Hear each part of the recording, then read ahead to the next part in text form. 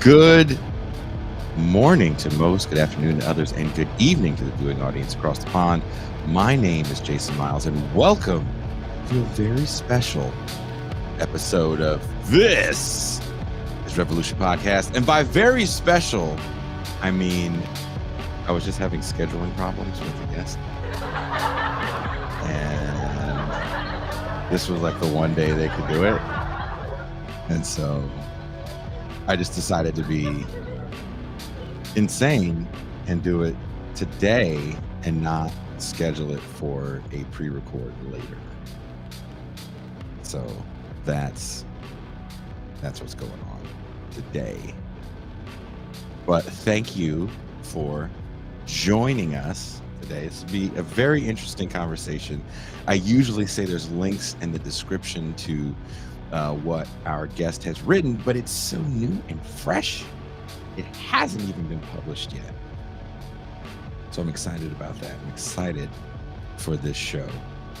As some of you know, I greatly admire the work of our guest today, Alex Hochuli. And I really enjoy the Bunga Cast. If there is one podcast you should listen to besides this one and the ones in our universe like Barn Blog and all that good stuff, definitely, if you haven't checked out the Alpha Bunga Cast, please check that out. But let's talk a little bit about Brazil, as yesterday was Brazilian Independence Day. A lot of Latin American independence this month. Later this month is going to be Mexican Independence Day. Lula da Silva's return to office in Brazil makes a critical attempt to undo the conservative rollback of his party's previous progressive reforms. Under Michel Temer and Jair Bolsonaro, Brazil saw an erosion of social programs, environmental protections, and indigenous rights that the Workers' Party had championed in the 2000s. Lula's reinstatement of programs like Bolsa Familia, designed to address food insecurity for over 33 million Brazilians, and his commitment to halting environmental destruction in the Amazon are core components of his platform. However, the Brazil Lula governs today is far different than the one he left in 2020. The ideological landscape, both domestically and globally, has shifted dramatically. After Dilma Rousseff's ouster, Brazil became more polarized, with Bolsonaro's right-wing populism galvanizing large swaths of the electorate through nationalist and anti-left rhetoric. This new political environment reflects broader global trends, a backlash against what is often derivatively called wokeness or globalism. Right-wing populists, sovereignists, and national conservatives have risen in opposition to the neoliberal policies of the past few decades, creating a more fractured political order. Our guest today, Alex Hochuli, argues that this shift mirrors larger geopolitical tensions that he terms the new Cold War. I do like that framing. In an upcoming essay, he draws upon thinkers like Frederick Jameson and Slavoj Žižek to examine how these cultural and ideological battles are unfolding. As Alex writes, a succession of cultural logics have been identified since Frederick Jameson first wrote about postmodernism as the logic of late capitalism in 1984. In 1997, Slavoj Žižek discoursed about multiculturalism as the cultural logic of multinational capitalism. And if you were so inclined, you could write essays arguing that the past decade has seen wokeness emerge as the cultural logic of late neoliberalism. The notion of wokeness encompassing progressive values, neoliberal economics, and the curtailment of freedoms by corporate and political interests serves as the ideological backdrop for much of today's political polarization. Alex posits that unlike the original Cold War, which was a genuine ideological clash between capitalism and socialism, this new Cold War is less about systems of governance and more about capitalist competition dressed in thin ideological coatings. Whether framed as authoritarianism versus democracy or stability versus chaos, the deeper struggle appears to be between nationalist forces that reject the perceived excesses of globalization and neoliberalism, and a fragmented liberal order grappling with its own contradictions. In Brazil, Lula faces these challenges head on. His efforts to restore progressive policies and repair the damage done by Bolsonaro are emblematic of a broader struggle against right wing populism and anti globalist sentiment. How Lula navigates this new political terrain will be a crucial test of whether left wing governance can effectively counter the growing influence of right populism and restore faith in a more egalitarian, internationalist approach to governance. Please welcome our guest for this special Sunday episode from the Bonecast and Damage Magazine. Please welcome Alex Hochuli. Heyo. Hello. Hello. Thanks for having me. Thanks for Hey. that lovely introduction as well. Well, you know, when you have guests like you on, you really gotta bear Well, down. I have to. Yeah, I mean, I did like the bit where you called me special as a euphemism for difficult. I was like getting all ready, and then you like 2 hours before you're like, hey, by the way, read this. Well, that was a kind of curveball, I suppose. No, that's fine. But recording on the Sunday is important because there was events. I wanted to attend the Bolsonaro demonstration yesterday and check what was going on. Put some feelers out, see what the vibe was. So therefore, I could come on here and tell you about it today. Tell me about first of all, you were like, dude, there's like a right wing thing going on, and I can't do the show thing because I have to watch this right wing protest. Did you go there with like your reporter hat, like the 20s, and a little Little press thing, yeah, a with my little press trilby, thing? yeah. No, I didn't. I mean, I think you'd probably get looks if you were wearing a red shirt because as Wow. people will probably have seen over the course of the past decade, when there's been these big demonstrations in Brazil, you probably, if The your nationalism listeners comes don't out. follow it so closely, but you'll have seen the big pro-impeachment demonstrations. You referred Yeah. to Dilma Rousseff's impeachment in 2016. So those ones were like, green and gold everywhere, right? As the Brazilian right adopted the colors of the national football team, the Seleção soccer for your American listeners, and was able to basically take over the national symbols, which previously weren't politicized in that way. And so it's always been, when it's a right-wing demonstration, it's all green and gold, and when it's a left-wing one, it's red and maybe a bit of purple. I have this as an What's the aside. purple for? Well, this is an aside, but all the forces of the new left, or of left populism, or of millennial socialism, whatever you want to term it, have kind of adopted purple as their alternative. Like, no, let's leave red behind. That's done. That's very 20th century. Oh Let's my try God. purple. I mean, They're they're PSOL in Brazil. fashionistas in their Well, it's just, bullshit. I mean, you need insignia, you need symbols, you need colors. I love colors. Tell you what, I love colors. I could talk a bit about colors, but no, the point there is just that PSOL in Brazil, the Party of Socialism and Liberty, which is a break off from the Workers' Party. It broke off in the early 2000s as a kind of protest against it. And as against the PT's, the Workers' Party's accommodations with kind of mainstream power, and it chose purple, right? And Podemos in Spain, which was meant to challenge the kind of neoliberalized center-left party, also chose purple. I think there's maybe some other examples. Anyway, that's an aside. But anyway, if you go there and you're wearing red, you will really stand out, and it might seem like you're trying to antagonize people. The climate is not very charged today in Brazil. It's not like it was 8, 7, 6 years ago. When all the protests and stuff. It's not like you're going to get beaten up for wearing red at one of these demos. Whereas if you had done that in 2015, 2016, you would have maybe not got beaten. You might get a little bit. Is PT red and yellow like the PT here in Mexico? It's mainly, it's just red. Okay. Yeah. And so anyway, I was wearing blue, which it's ambiguous enough, It's like, it's a color in the Brazilian flag, but it's not part of the gang, part of the yellow and gold and green gang. So anyway, I'll get you a Sepultura shirt. That's good. Yeah, that fits in. I mean, I did mention this as I'm doing too many asides. Interrupt me. Mhm, But yeah, what happened to Brazilian rock? Because Brazil, particularly São Paulo, had a strong rock scene in the 80s and 90s, mhm. and it's kind of disappeared. And you listen to rock radio. I think rock radio is like the same thing which you have in many countries, where it's like, oh, cool, rock radio, and then it's like every other song is like Coldplay or something, and it's like, Froze. hang on. And probably a lot of the rock guys from the 80s or 90s have kind of are now just kind of right wing and maybe Bolsonaro supporters. But That's that's across the board, though. I mean, yeah.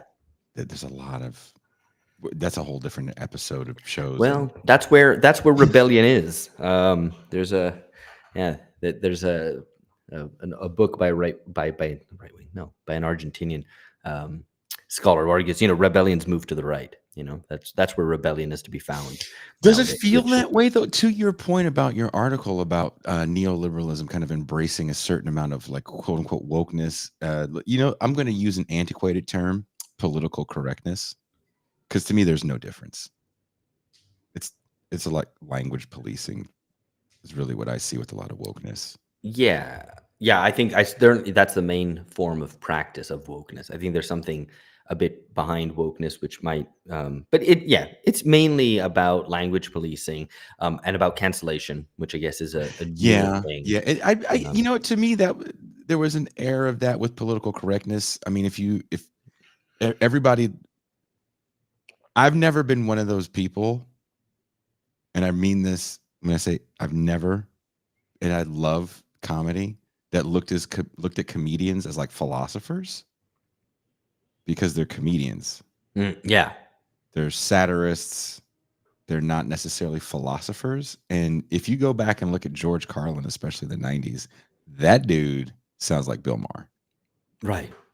Um, Cancellation was something that he felt he was facing in the age of political correctness. So I don't know. For me, wokeness, political correctness is just it's the same thing. It's just a new title because people were getting canceled back then. Mm, It just we didn't have the internet to bitch about it on publicly. yeah. So we And I- have to and I, go back and remember those water cooler or you and I like those school conversations. Yeah, no, that's true, but it's also a degree of institutionalization which has happened in the past 10 years or Sure. more, which wasn't there in the kind of 90s, where it was a kind of a lefty thing, but kind of the cultural left, and it was somewhat more marginal. Whereas now it's the kind of practice of corporations, of political institutions, et cetera, et cetera. So anyway, the point is just that the so many discussions about wokeness, and I don't want to get into a discussion on Well, wokeness. I don't I think that was do the point, think but there is something about the anti. I think I told you I was recently at a concert. I won't say which one, but I was recently at a concert, and it felt like everyone there was rebelling against the man by rebelling against quote unquote wokeness. And when you're in an amphitheater with, let's say conservatively about 7,000 people um, that are all cheering this quote unquote anti wokeness, um, even though the crowd is not very diverse, it's an interesting place to be and to observe it all.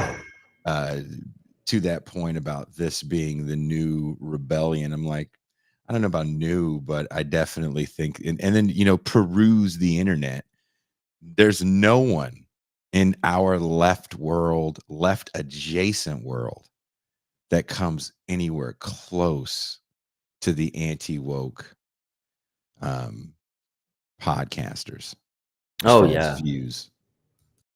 yeah. No, I mean, I'm in agreement with lots of people have come to the same conclusion. It seems simultaneously that anti wokeness, such as it existed. I mean, to the extent that it was ever able to be critical, like genuinely socially critical, has um, got too high on its own supply, and actually got too high on wokeness's supply, and pretty much reflects back what wokeness does, which is to say, the prostitution of identity, of victimhood, particularly the kind of self-pitying, complaining, the calls for to be protected, uh, the language policing, the faux outrage about everything, the hyperventilating, hysterical reactions to minor or even invented social occurrences, the drive towards cancellation. Of course, you had that famous case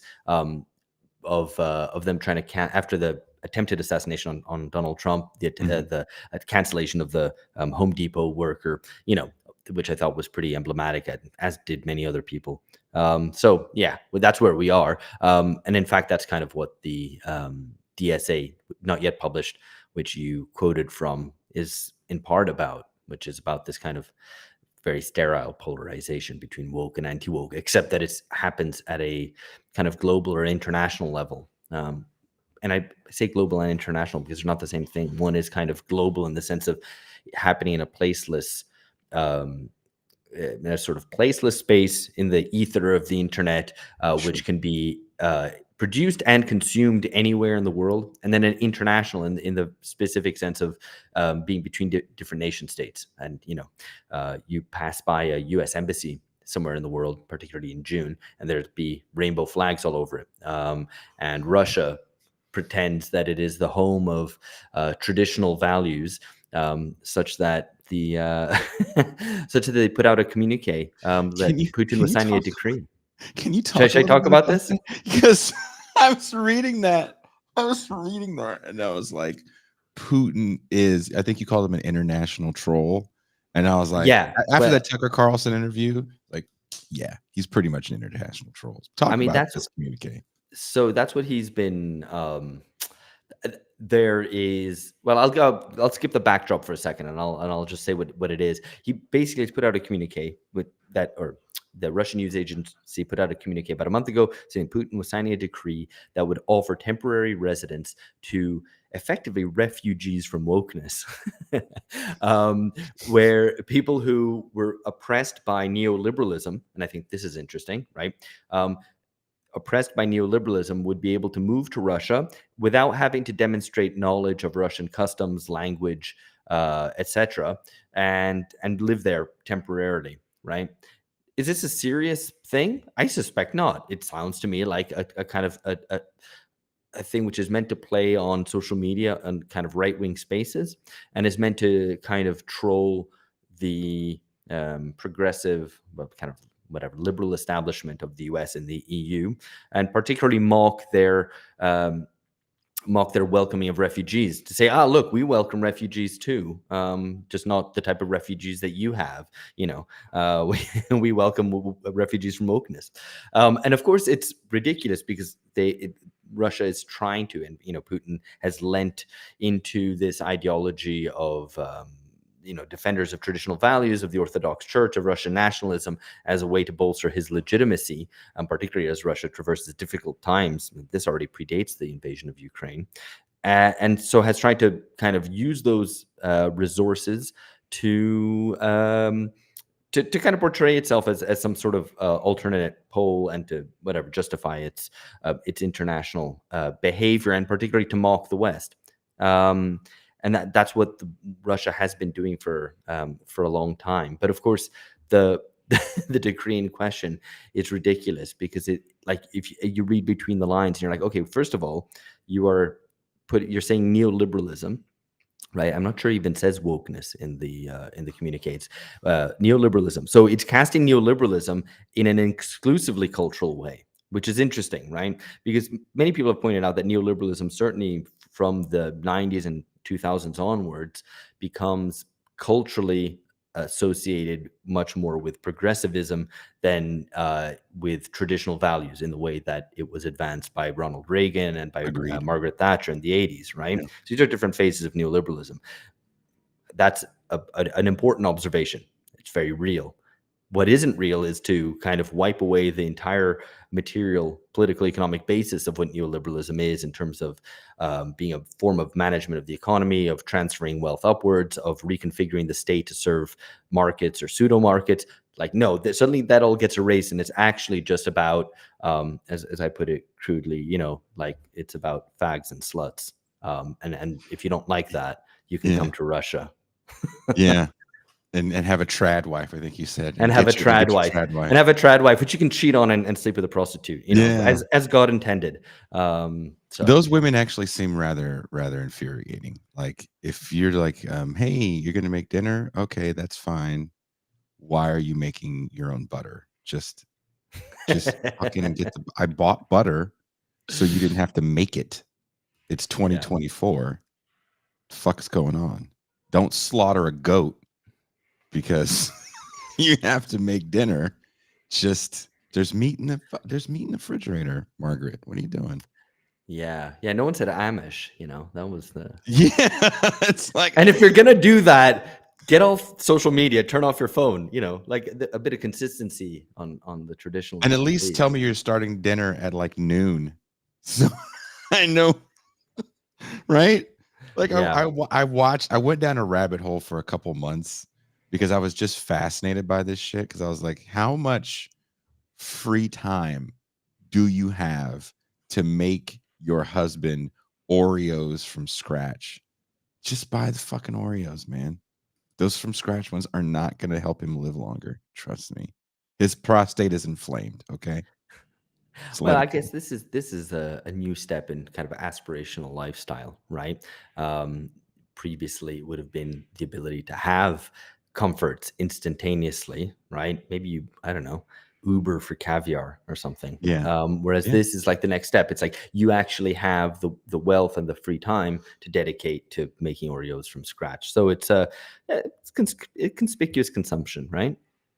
When I go to Brazil and I go to your house, if I'm someone's making you making cookies. I'm baking you cookies. Don't worry. if you're making Oreos from scratch, I'm just going to leave. I'm going to throw my napkin down. Good day, sir. I will not participate in your patriarchal display of power. Good day. What if it's just bros making sweet baked goods for bros? That's okay. If it's just like cookies like normal people, Yeah. flour, chocolate chips, baking powder, and all the butter, all the regular stuff. You're not making the butter from scratch. We can have a good time. We can laugh. We can high five. But if you're like, have you ever had a Ritz cracker from scratch? Just leave. Just leave. No, you know what? I never will. You're a horrible person. But back to the show at hand. Tell me a little bit about what you saw at this Bolsonaro protest. How many years are we? 4 years? Well, it's he was elected in 2018. He lost then the 2020 election. Mhm. So he's been out of. I mean, we're nearing 2 years since he lost the election. He Mhm. left office on the 1st of January. That's when the transition happens in Okay. Brazil, kind of New Year's Eve, Okay. and Brazil's version of January the 6th. For all that there are differences, Mhm. Brazil had its own moment. Mhm. As you will probably remember, on the 8th of January, um, like it's a bit cringeworthy, the imitation of the Yankees. What that's happening on the Brazilian right. It's like, really, come on, guys, just completely unoriginal. But anyway, so they tried to do this belated coup attempt on the 8th of January to prevent Lula taking office. It was a bit cack-handed, but I think still a genuine coup attempt, which was prevented by the fact that the balance of forces was not favorable to Bolsonaro and to the coup mongers, specifically within the military, but also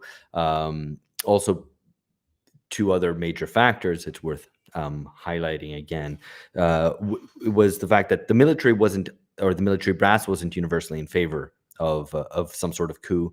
Of course, this would be the very postmodern form of coup, right? It's not tanks on the streets. It would be refusing to accept Lula's victory, asking for a recount or a revote, or maybe an interim government of some sort. Anyway, just to point out that this is not the Cold War It's style not coup. Myanmar. It's not Weimar, but it's also not 1960s, 1970s Latin America, right? Yeah. It's not that type of coup. So, but it would still be a massive breach with democracy. I mean, I don't mean to minimize the risk of it. I just want to set it in its proper historical context. Anyway, the reason it doesn't happen is because the military isn't universally in favor. The elite isn't united around it. In fact, a large parts of the elite aligned with and stood behind Lula as a kind of like, let's go back to some normality here. And as a consequence, Lula's government is a government of the center. It's not a government of the left. And then finally, importantly, the US wasn't in favor either, right? The US, particularly under Joe Biden, saw Brazil as a sort of repeat of what what had been happening in the US, and was quite clear that he wanted he wanted the election to come off cleanly and fairly, and if Lula was the victor, that Lula should take office. So nice to see the U.S. for once defending defending Well, like legitimate Obama elections. liked But Lula. There's that yeah, there's that scene of Obama being like, "You're the most popular guy here."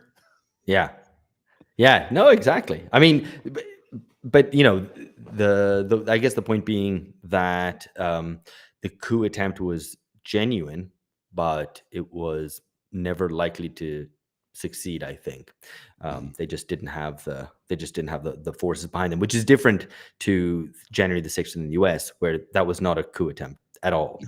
That was just a ragtag bunch of losers and neo-fascists and whatever who. We call that in the States an uprising. It was a kerfuffle. It's a kerfuffle. I I wouldn't think want that's to a get caught in technical that term. kerfuffle. I It wasn't trying to be there, man. was a right-wing kerfuffle. Yeah. But anyway, the vibe at the demonstration. So on the 7th of September, Brazil's Independence Day, which is not like the 4th of July, right? There isn't a kind of mass outpouring of patriotism or even a token of a show of patriotism. It's just people take the opportunity to go to the beach or whatever. This year it fell on a Saturday, so it wasn't really like a holiday because it was a weekend anyway. But the way that these things tend to go is that they all come out on the streets, sometimes in different capitals, state capitals. I think the big ones this time really was just in Sao Paulo, where Bolsonaro was present. He gave a speech. The issue has been focused for the Bolsonarista right very much on the figure of Alexandre de Moraes, who is a Supreme Court justice, was previously president of the Electoral Court, and in some ways you could argue is the most powerful or second most powerful political figure in Brazil, which is a real problem. The judiciary is in Brazil, I think, out of control, and Alexandre de Moraes in particular. And he is the one who has mandated the shutdown of Twitter. We don't have Twitter in Brazil anymore I for saw the that. past week. Is it so? Not even elite people like yourself have it.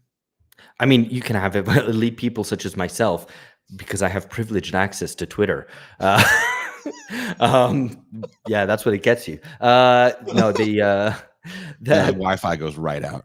yeah, exactly. As I say that, no, You so can't even use a VPN. so this is the interesting thing. You can use a VPN, Okay. but only now can you use a VPN because Alexandre de Moraes, who is completely out of control, as I said, and I can recount a little bit the story of what's going on with Twitter and free speech, which I think is very important, not Yes. least because Brazil is an important test case, I think, kind of globally and particularly for the tech giants and for the US's disinformation machine, et cetera, or anti-disinformation machine, So I think all that's important, and we can maybe go into that in a bit. But what happened most recently is that, he mandated the shutdown of Twitter in Brazil, and he also was going to attach a fine of 8,000 US dollars to anyone caught using a VPN. Anyone, any common citizen using a VPN, which is completely illegal. Eight Um, thousand US dollars, you say? yeah, complete. Well, and in Brazil, that's a lot. That's a lot of money in the US. It's a lot of money in the US, but it's like a lot of money in Brazil, and it's no one really respected it. I used my VPN anyway. I didn't think, and it's always good for the He cred to become a figuratively free used his speech martyr. VPN, So Brazilian government. He didn't really use it. He's joking. He's not using a VPN. the courts then ruled that this was not a legitimate move, so this fine couldn't be applied. But this is part of a rolling conflict between the Bolsonarista right and particularly the Supreme Court. And the Bolsonarista right is kind of right, kind of correct in their opposition to the Supreme Court. although it also wants to kind of shutter the Supreme Court entirely and have no judiciary, or I don't, it's not entirely clear. And maybe also, call in the military and have a military coup. So, obviously, I'm not trying to say that there are any democratic credentials on the Bolsonarista right, which should be taken seriously. But there is, I mean, it's kind of a conflict which you don't want either side to win. But it's interesting in terms of what has happened on the Brazilian far right of the Bolsonarista right, which is that they have turned their focus since around 2021 on the Supreme Court rather than on Lula and the left. So that's an important change, because before Bolsonaro was in office, and even in the early days, it was still focused on directed at the left, and now it's directed at the judiciary, at the Is that a Supreme Court good thing or particularly. bad thing for the left, broadly speaking, in I mean, Brazil? I mean, it doesn't really speak to a left which is at all threatening or particularly relevant in the political scene. That it's able to condense all the ire and focus and frustration and resentment of the right, right? So it speaks to the left's irrelevance rather than anything Oof, else. oof, that's kind of frightening. Um, Now, Lula is back in office, and everyone's supposed to be happy now. How has he changed since he last held office in 2010? I mean, I think sometimes there's a perception of Lula as being a radical figure, which he isn't, and arguably he never was. Even when his politics were much more to the left, he was still, as the constitution of a politician, not especially radical. Someone who had always sought not moderation but negotiation. That's his mo. Make a deal, uh, um, and he was instrumental in um, strikes when he was at the metal workers union, to find kind of some sort of accord and whatever. So and was also played a big part in kind of trying to marginalize Trotskyists from the movement, because who were always pushing for kind of more radicalization. So he's a guy who's always tried to kind of balance things out. So in that regard, it hasn't changed. He kind of, in a way, it was a bit of a comeback story. He comes out of retirement to save Brazilian democracy, and says that I'm just going to run for one more term. We'll see what happens, in 2 years' time, whether we'll find out sooner than that, in a year and a half time, whether he intends to run again. There's actually no one really of any serious political weight to replace him. So the Workers' Party is extremely dependent on Lula as a figure, not least because there's many people who don't like, particularly like in the Brazilian working class, who don't like the Workers' Party especially, or don't have any great allegiance to him, but love Lula.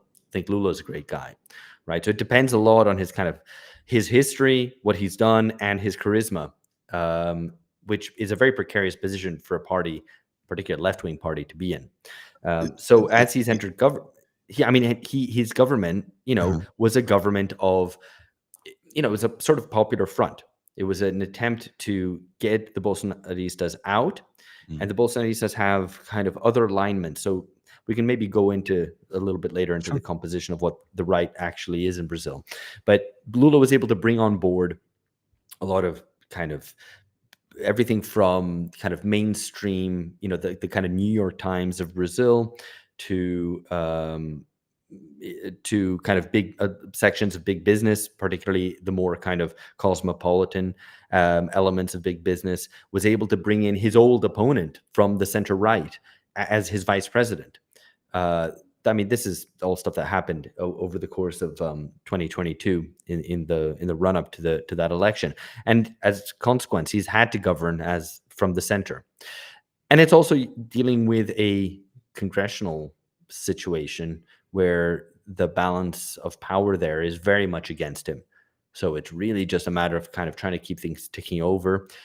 It doesn't have, the Brazilian president has very, very little discretionary spending, exceptionally little compared to other democracies. So much is already bound up and accounted for that, I think I might get these figures wrong, so forgive me if I do, but the Brazilian president has something like 4% of the budget as discretionary spending, whereas in other countries it's like 20 or 30%.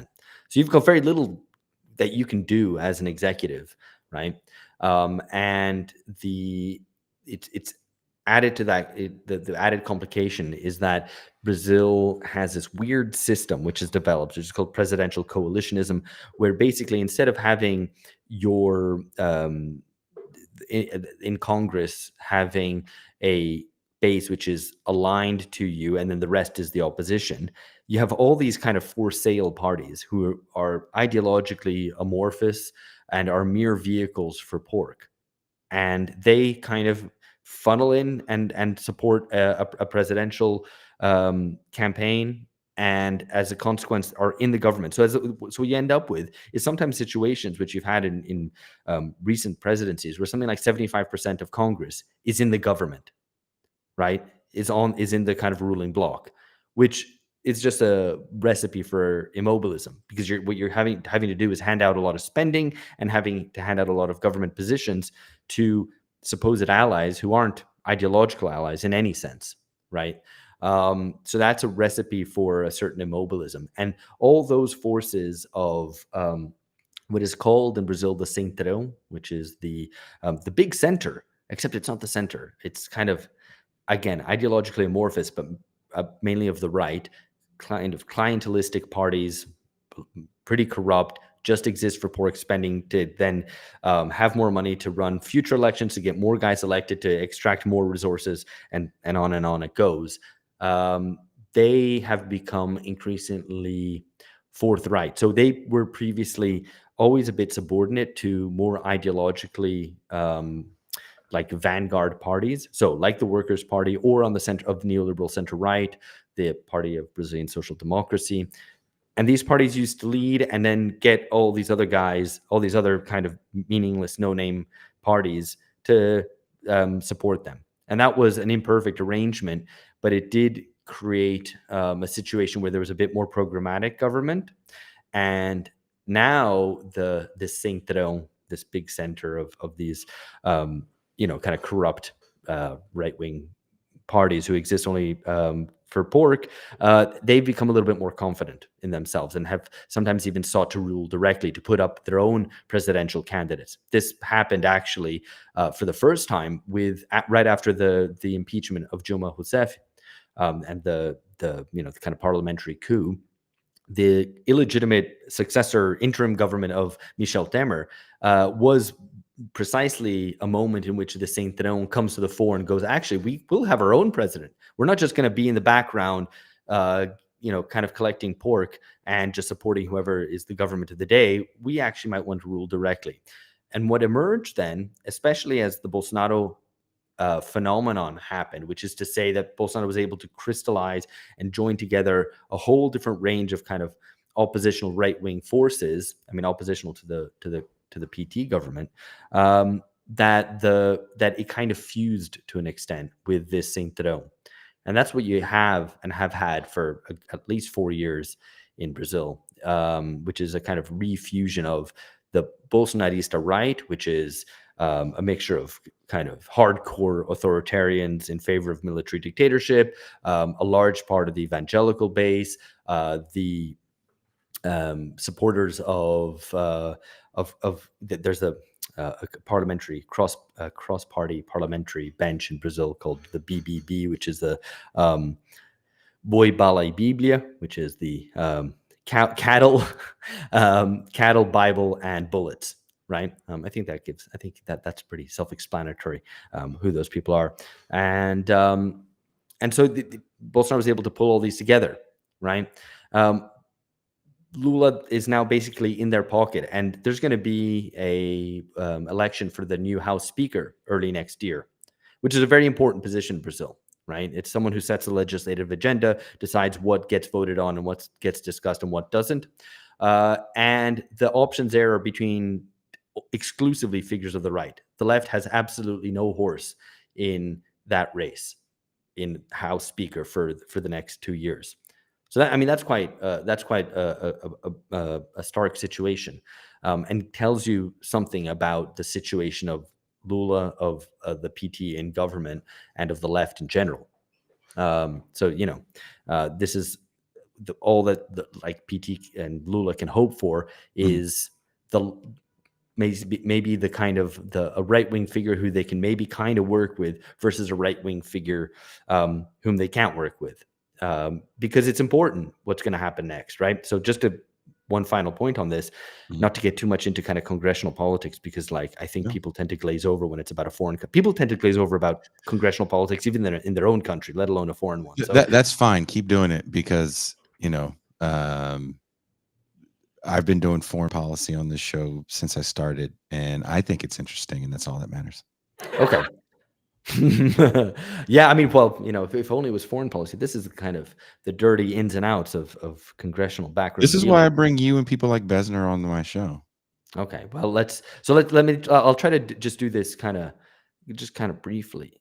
The Bolsonaro's eligible. I don't know why I couldn't say that word. Ineligible. Sorry, See? See, we're that all was getting tongue-tied that was today. halfway Portuguese. That's why I ended up mixed up.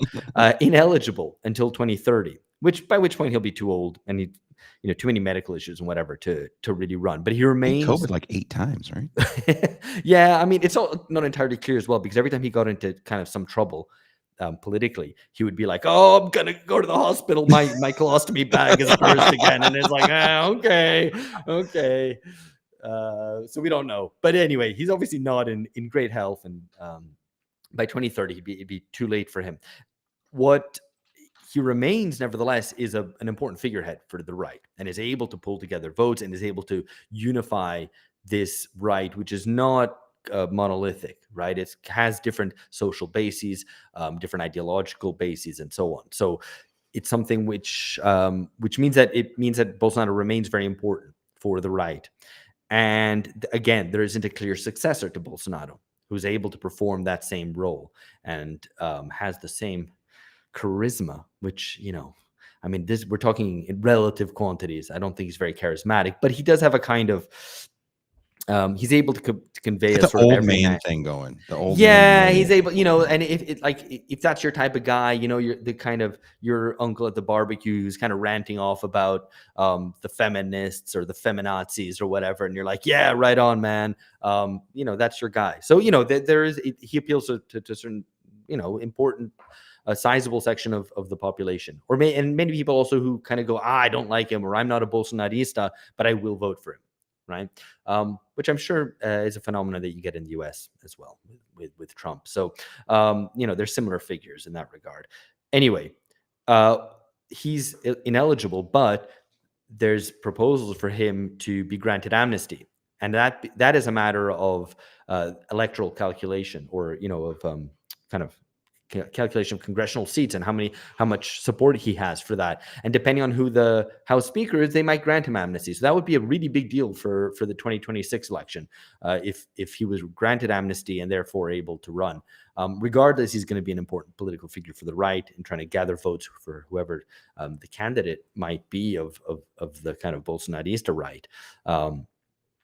The reality is that the well-behaved center right that some of the progressive left dreams of having, which in my opinion is a silly and vain sort of hope.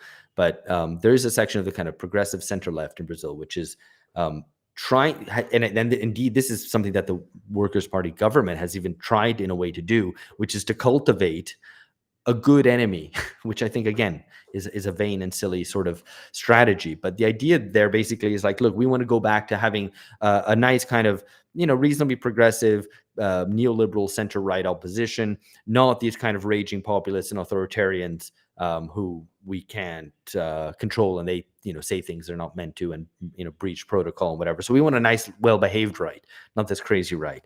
But that nice, well-behaved right doesn't really have any support. Again, it's like the never Trump Republicans, if you want to make a US analogy. No one's really interested in them. So that's the kind of situation in Brazil, and there's a lot to play for on the right. In fact, those movements on the right are probably more interesting to pay attention to than what's going on in the left. I mean, and that doesn't make me happy, but just as a kind of analyst hat on, I'm going, well, that's a lot more interesting kind of movements going on there. Do you think Brazil is suffering from something that we suffer from here in the US, which is once certain leaders are in office, there is a realization of the more, how can I put it? I don't think the left is that big anywhere, right? We say on this show, Pascal quoted it, we don't have a left, we have leftists. And that seems to be kind of a global saying at this point. Um, and there's a lot of people that kind of jump on, especially during election years, that for the most part are pretty apolitical. And when their person gets in office, then they kind of go about their business.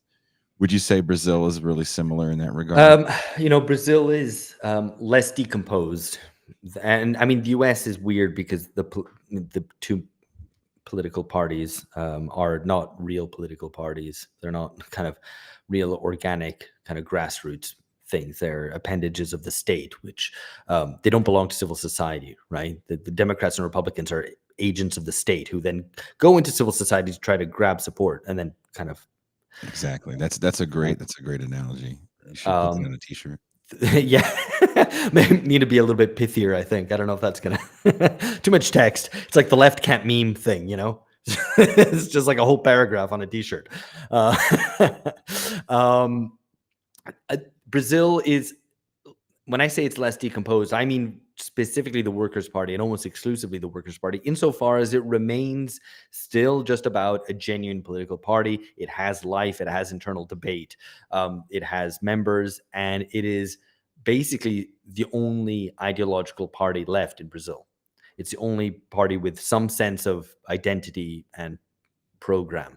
For all that the Lula government is far to the right of probably of Workers' Party supporters, um, but they go along with it. But nevertheless, if you look at party identification in Brazil, it's all very very little, very very low. And there's loads of parties, right? There's 35 registered political parties. I'm not sure exactly what the number is that are in Congress now. The number escapes me, but like 22, I think.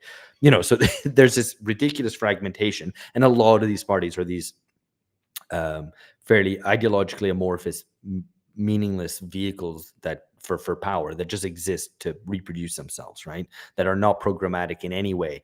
Even the PSDB, the Party of Brazilian Social Democracy, which I already mentioned, which ruled in the early 90s and brought in a lot of neoliberal reforms, brought in a new currency, which led to mass unemployment, but finally conquered the beast of inflation, of hyperinflation.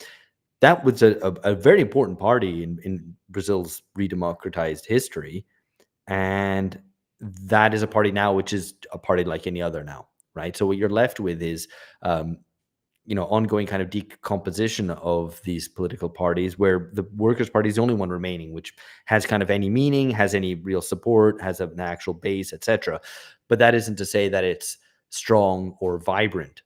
On the contrary, it lacks any one of real leadership quality after Lula, and Lula is in decent health by the sounds of it, but he is an old man nevertheless. So, this is, it's not entirely, this is one where you really can't make a comparison with US, I think.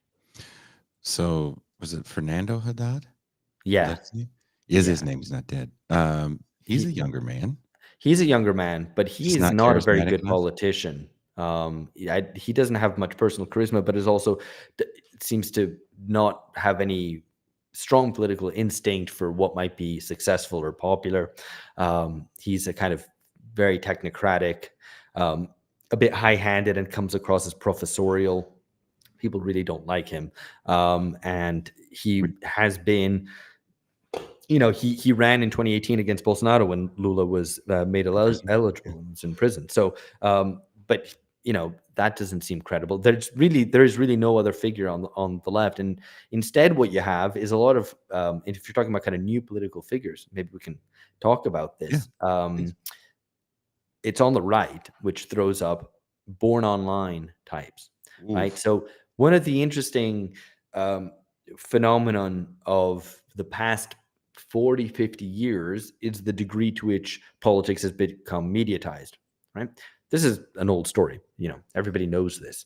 And it began in the US, right? Politics became spectacle. and dependent very much on spectacle, much more so than it was on terms of than base building an organization. The media of the 80s and 90s and 2000 was TV, right? That's why we have Berlusconi as our Bunga cast, icon and evil patron saint, because he was the emblem of mediatized politics and of the kind of this new form of doing politics. That's not something that we endorse, obviously, but it's important in terms of being representative of the end of history, the end of politics, and now what you have is internet politicians, right? Emerging people who are internet influencers becoming politicians rather than being TV guys, whether they're TV executives or TV presenters or whatever. Trump is a TV guy, right? But he's a boomer, right? So there's a new generation of Gen X and millennials, millennials especially, who are kind of born online and are entering politics. One guy who I've been following for a couple of years, who is running for mayor of Sao Paulo. And again, like, I don't want to get too into the weeds because I mean, people aren't going to care about a local election, although, Sao Paulo is a city of 12 million people and the wider metropolitan area is 23 million people. So it's bigger than most European countries, for example. But this guy is a kind of remarkable, odious figure, who is a coach. He's a life coach. He's an entrepreneur. He's born online. He's kind of born again as well. And he plays very strongly with the evangelical crowd, and is also involved in a bunch of kind of dodgy stuff where he was, he was charged with forming a gang of like diverting money from banks when he was 18 years old, using fake websites and kind of lots of dodgy scams as well, and has famously he led a whole group of people on his course, right, which he charges whatever, like $1,000 a month for, of like how to make yourself a success, right? And it's a little bit like evangelical prosperity gospel, but exclusively driven to professional success. So he does this kind of mental unblocking. It's all kind of woo woo. It's a bit like evangelicals meets the Californian ideology. So it's a little bit of new age woo, a lot of neoliberal entrepreneur of the self kind of stuff, plus a lot of evangelical sounding kind of I'm going to need you to stop slandering coding. California. That's my home state. Well, we're all California, Uber Alice is my theme song. Well, but this is it. I mean, this is California winning, man. No, that is not. Hey, that's not my California. So this guy took 60 people up a mountain in January, which is the middle of summer, which means that there's monsoon rains, and lost all these people up there, and they had to be rescued, even though they told them, don't go up there. You're barred from going up the mountain. And it's a high mountain. It's 2,500 meters up there. I've climbed it, and it's a strenuous kind of hike, and you would not want to do it at night in torrential rains. There's like hurricane force winds up there, like 0 degrees, because it does get cold, even though it's in the kind of southeast of Brazil. Anyway, and then I think last year he was making people do a marathon as part of his training thing, right? So you sign up for $1,000 and it's like, go get him. And I think that his course is called The Worst Year of Your Life, right? And someone died trying to attempt a marathon, who was obviously kind of not prepared. And this person has followers. And this guy has like millions and millions of followers across social media.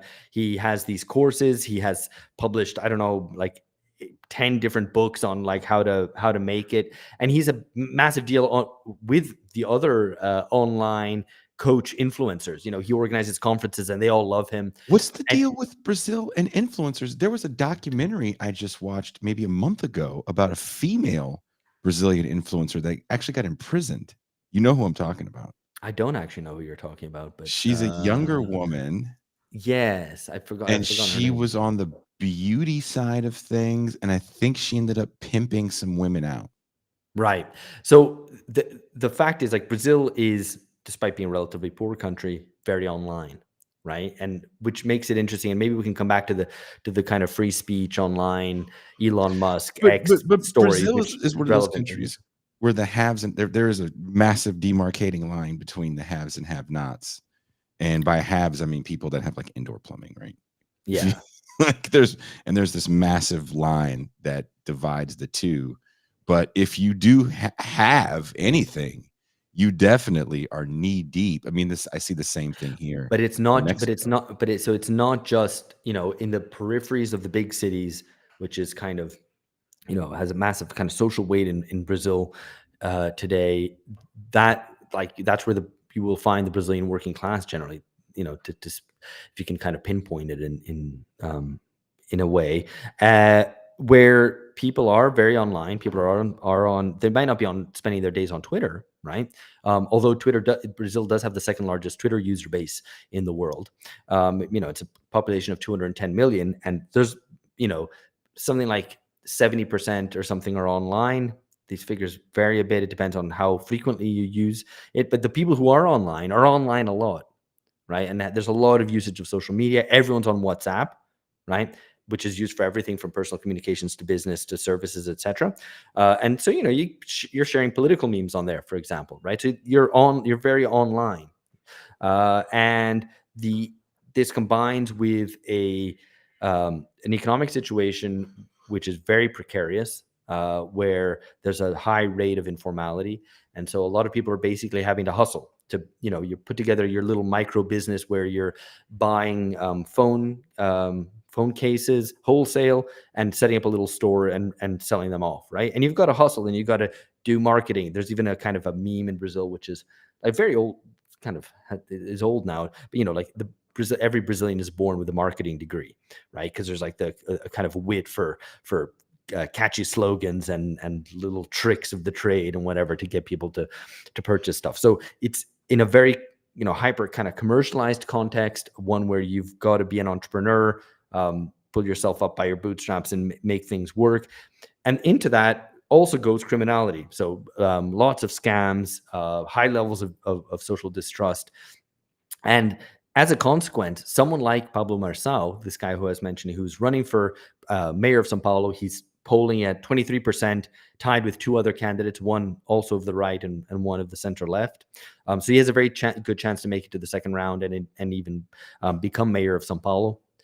And that's the context in which someone like him flourishes, because he has support in the peripheries of big cities, as someone who's made it, who's made himself he's made himself into a millionaire. Maybe they don't really care about some of the scams he's run, maybe they do, but maybe that's not relevant. The fact is that he's an image of success, an image of how to make it, and also someone who conveys a certain form of religiosity associated with the Pentecostal and especially neo-Pentecostal churches, which have grown massively in terms of number of believers and numbers of churches over recent years. And so, he is a figure which, in a way, is able to set itself up as a successor to Bolsonaro, and he is doing this. I mean, so I don't want to say that this is going to happen, but he still has yet to win elected office anywhere. But and he's particularly dislikable, I also think. But people also said that about Bolsonaro. The point is that he has said, even, listen, if Bolsonaro's ineligible, I'm trying to get that word right, man.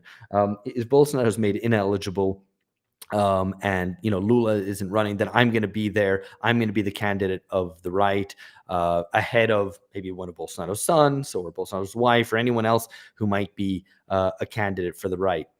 So he's really putting himself up there. And at this demonstration, because this is what you were asking me, at this demonstration yesterday for the 7th of September Independence Day, which had maybe about 50,000 people on Avenida Paulista, the kind of big central avenue here in Sao Paulo, which incidentally is not the largest, kind of middling sort of numbers to have 50,000 out like that, because it's also a Saturday, it's a holiday, people are out having a beer on the street, kind of milling about. So it's not like the most energetic demonstration, let alone having a particularly large number of people. And anyway, a lot of the people there were Marçal supporters, right? They're supporting his candidacy for mayor, and this despite the fact that Bolsonaro and the Bolsonaros, his family, are supporting one of his rivals in the mayoral election, right? And they're supporting the rival because of internal kind of politicking and favors necessary to get Bolsonaro amnesty. So he needs to do some favors for one political party to blah blah blah blah blah. Just a bit of horse trading going on there. That's the reason he's supporting the other guy who's the current mayor of São Paulo. But this guy Pablo Marçal, the coach entrepreneur, crook, he has a lot of support. I was surprised. Everyone there is like right behind him, and so that's the same kind of pro Bolsonaro crowd who have aligned behind him. And the reason I highlighted is because I have thought already since I kind of first became aware of this guy some years back that this guy was able to crystallize a lot of contemporary tendencies on the right and made him actually more modern than a figure like Bolsonaro. Because Bolsonaro is tied to the military, he's a boomer, he has a kind of there's something a bit more old-fashioned about him, and this guy and Bolsonaro has been able to learn how to be a success online, but this guy is born online, right? He is someone who, unlike the TV politicians of the past, like a Donald Trump, this is a guy who comes from internet and has built himself a massive following on the internet, sells his course online. He belongs to and is from the digital economy. So I think it's one to watch out for, and not just watch out for like, oh, this guy might be a big deal in Brazil, but it's the type of figure which I think will emerge in a bunch of different countries. Actually, as and he speaks to a certain demographic. I don't know to what extent that is transferable, but it's often kind of young men who are online um, who look up to a figure like him who's kind of gone and made it.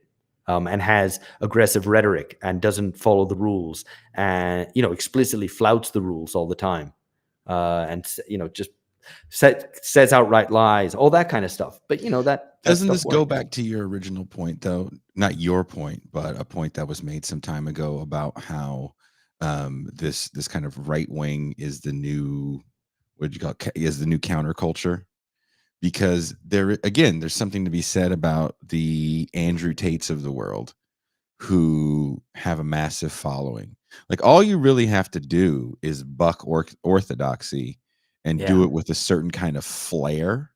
Like I have money and f whatever social graces um you may say I need to have.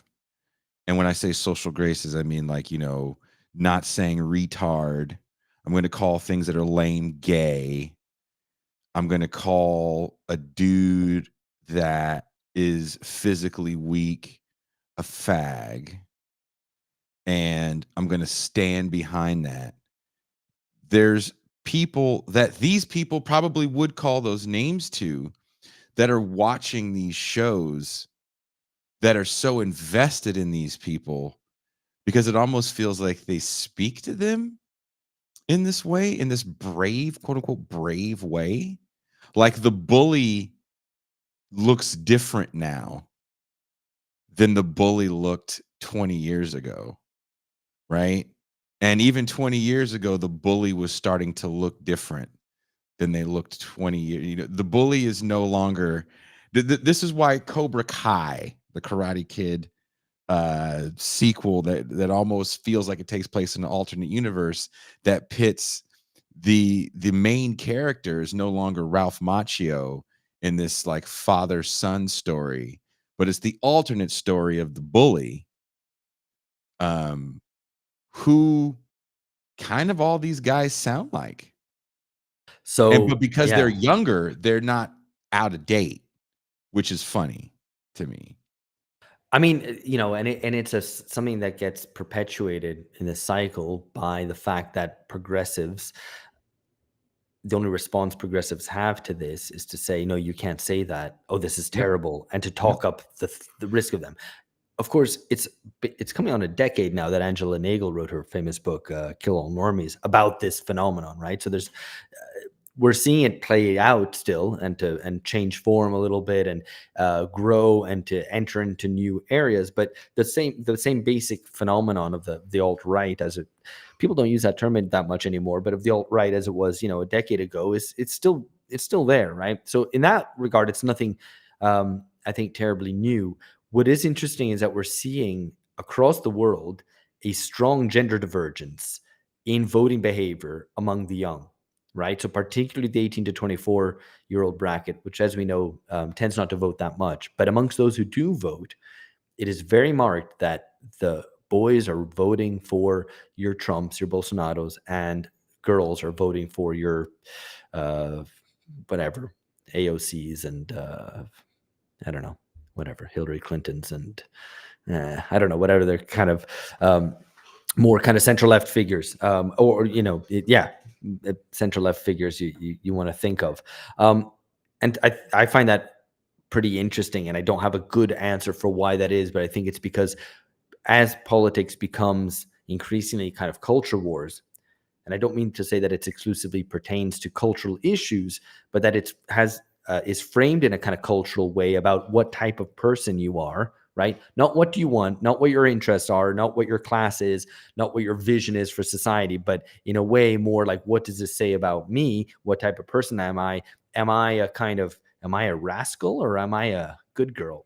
Or am I a, am I a kind of a bit of a rebel who, calls people retards and whatever, or am I a kind of justice warrior, who does the right thing, whatever. That's a thin line, brother, for a lot of people. That's a Oh, thin fucking line. but this manifests in really strong divergences in terms of who you're voting for. In South Korea, in Brazil, in the US, it's happened in the UK, in France. These are all kind of, the under 30s bracket is voting very much. And so it's like, because politics gets coded culturally, it becomes a matter of, do you go for the kind of macho thing, which is a bit fuck you, or do you go for the kind of more, a bit more moderate, slightly more chaste, um, or more justice oriented, or more girl boss oriented? I don't know exactly how to conceptualize the left side of the equation, because it maybe have kind of has different valences. But the point being is that this is a phenomenon which is very real, right? It is happening, and the real question then is, as this cohort gets older and passes through life stages, whether that difference disappears or if it continues. And if it continues, that means that we're facing a politics in the future over the next 10, 20 years, which will be configured in part by a strong gender polarization, which is relatively new. I mean, to the extent that that used to exist, and it didn't ever exist, because we're dealing effectively with individuals, right? Whereas previously, 40, 50, 70 years ago, we were dealing much more with family units, in which maybe men and women, husband and wife, would maybe vote the same way, although it tended to be the case that men would vote more to the left and women would vote more for the right. In part, the reason for that, or one of the reasons proffered for that, is that men were always more willing to take risks, a little bit more rebellious, and therefore would vote for the left. And women would be a little bit more conservative, more concerned about morality, about protecting the family, and therefore would vote for the right.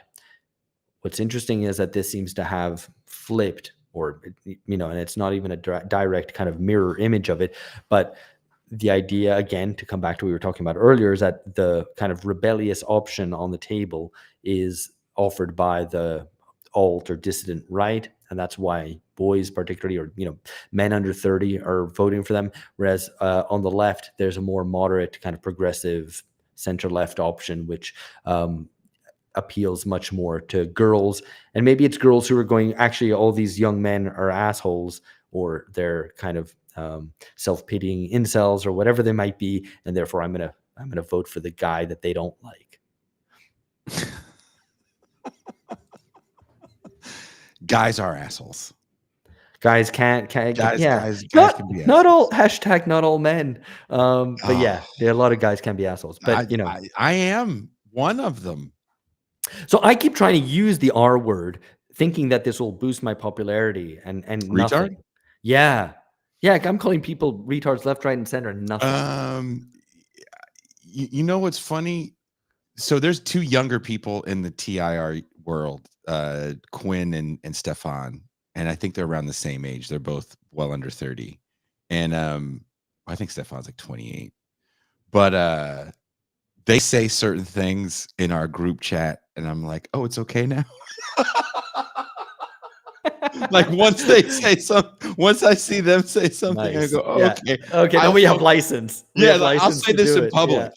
because there's a group. We all have our private conversations, and you don't want to start yelling and stuff that we say. And it's great because that won't fly. Someone calls you up on it. You're gonna be like, no, but the guy in my WhatsApp group who's younger Hey, said look it. at It's this! like, Look at this guy! Look at him! He's a they them. He said it was exactly. okay. He said it was okay. Yeah. That is, oh God, this conversation I knew was going to be fun and depressing. That's what I bring. Yeah, Yeah. I just knew it, man. I need to come back on your show if it's okay Yeah, and talk absolutely. to you or George about some of the music theory stuff that I've been working Yeah, no, on let's do with that. Mike Watson. Absolutely. So it can be a little less depressing and we can have conversations about authenticity and what is a sellout, things like that, Nice. and Yeah, apply it let's politically. That's more like instead of like Hey, you wanted to talk about Brazil, and I'm like, well, I don't have any, especially good news. It's not the worst news in the world, but it's not especially thrilling either. Which is why I've been talking more about the right than about the left, because we're kind of looking at how things are going to develop over the yeah. course of the next kind of 2 years, looking to the next kind of national presidential election. It feels like there's a build out of a utopianism that's going to feel a little more right. I just finished this essay that I'm going to publish next week for our patrons only. Um, and it is about my very dystopian vision on the future of um, first my state, California, and then I think the rest of the U.S. and probably globally, as inequality just grows at such a rapid rate. I had a long talk with, I think we're mutual friends with Ashley Frowley, Yeah, yeah.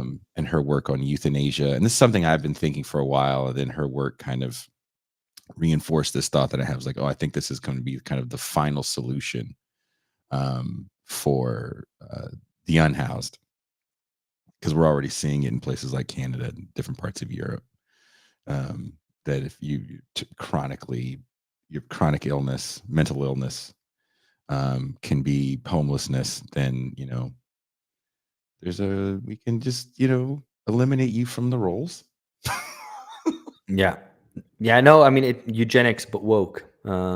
Yeah, it's gonna be a woke eugenics. I watched that movie. I've been reading the book The Running Man. Have you ever read the book? No. The book is way darker than the movie. In the book, it's like he's not a military prisoner wrongly accused. He's just like a poor guy whose wife is forced into prostitution to pay for their kids' medicine, who's dying, and the only government program is these game shows. And there's one game show where people with like heart disease, lung disease, and other cancers get on a treadmill, and for every like minute they survive, they get $100 or something like that. That's like I think that's like a Black Mirror sketch. I mean sketch, or Dude, episode. if yes, a lot of Black Mirror. Reading this book, I'm like, oh, I can tell that Charlie Booker got a lot of these ideas from reading this Yeah, Stephen yeah. King story.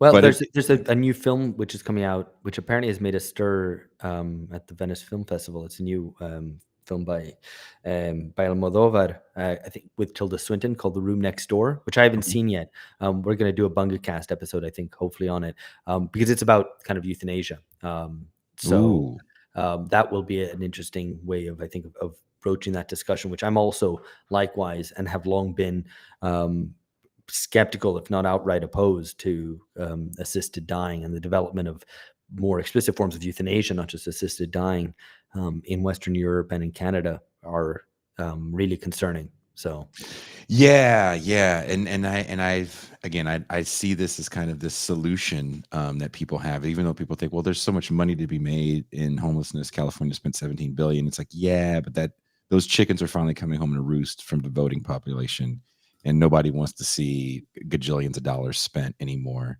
And I don't think it's going to take very long before this rollout happens. But anyway.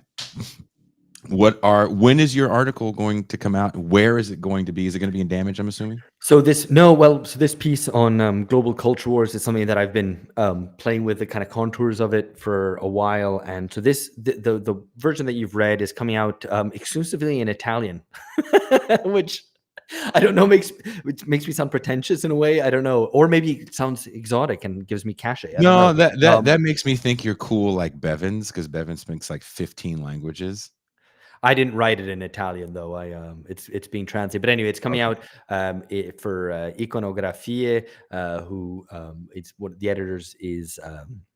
Mattia Salvia, friend of mine, friend of the podcast, and translator of our book, the end of history, into Italian. And he wanted a piece about the kind of chaos of global affairs and the way that it's debated.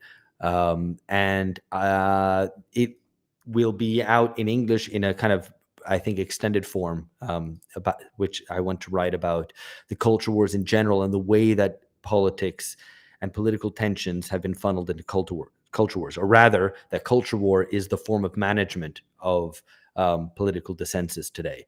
And as a consequence of that kind of management, politics becomes increasingly sort of chaotic, but is a way which is, it's kind of like the successor regime to the regime of post politics that reigned in the 90s and 2000s, which was to say, you know, consensus, we all agree on the same things, it's just a matter of technical implementation, leave it to the experts. That no longer flies, as we know. Yeah. Under the assault of populism, that's been, it's chipped away at the authority of that form of rule and that form of legitimation, and instead what you've got is culture war. And culture war is increasingly the kind of frame through which politics and discourse happens, which means that it's not even just about things like abortion or religion or history or education, but is also about kind of much more concrete policy or even economic issues. It's about immigration, about international affairs, etc. And as a consequence, I mean, I think it's a trap. So trying to think of ways to escape getting dragged in perpetually into culture wars. The great admiral, the great galactic admiral Akbar, who you may remember from Return of the Jedi, yelled out those same words before they blew up the Death Star. It's a trap. So maybe I should watch Star Wars. I've never seen it, so you fucking don't be one of those guys. This is what I have to say to you. You having an unnatural allegiance to losers is not like you. Don't be that guy. Don't be that guy. Go fucking watch it. Go watch all three. But there's so many great films out there. Why would I? You can watch those too. Not one thing is stopping you from doing all of that, unless a very attractive woman was like, I'm going to make you these Oreos from scratch. No, I'm going to be cooking for my very beautiful wife. I'll tell you, that's what's stopping me from watching Star Wars. From scratch? Are you going to go slaughter the goat right now? I don't know. This from scratch thing is like, this is an American thing. Like, everybody cooks from scratch. What is? Don't buy ready-made things out of a packet. Like, what? That's fake cooking. Just buy it ready then. Fake cooking is like the new fake news. It's fake cooking. It's fake cooking. That butter's not real. It's fake cooking. Goofy bitch didn't fucking grind shit. It's fake cooking. Fake cooking. I'm going to use that. I'm so using that. Just start yelling it out in the kitchen. to your wife if she pours you a bowl of cereal. Be like, what is this? That's fake. It's fake. It's fake cooking. You didn't flake those corns yourself. just flip it over. Just flip the bowl over and walk out. That's what a real man does. And then clean it up like it's a joke, honey. Please don't. Please put the knife down. It's a joke. That's it. That's it. Well, men can be assholes, as you said. Hey. It's a little bit like that Simpsons line where she's like, "Yeah," Marge is like, "Oh, kids can be so cruel," and Bart's like, "They can? Thanks, Mom." It's a bit like that. Men can be such assholes. We can. Thanks, Jason. Now everybody's yelling at their wives. That's all I got to. Jeez. How awesome would that be if just someone tapped me on the shoulder? My husband's been yelling at me about my canned biscuits now for a week because of your show.